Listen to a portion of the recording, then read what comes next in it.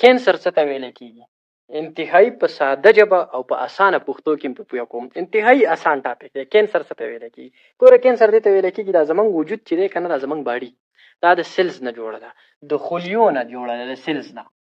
او دا د قدرت یو نظام دی چې د دې زړو خلیو خپل ټیم پوره شي نو هغه مړی شي او نوی جوړیږي.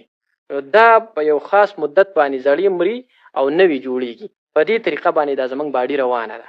خو په کینسر کې څه وشي؟ په کوم ځای کې چې کینسر وشي هغه څه طریقه کاري؟ هغه کې داسې چې په هغه ځای کې چې کوم سیلز او خلیې موجود دي هغه باغی شي، سرکشه شي، په بدماشي باندې راشي، بدماشي شروع کی، وخت په وخت تقسیمیږي او غټیږي، ریپټ گروث شروع شي.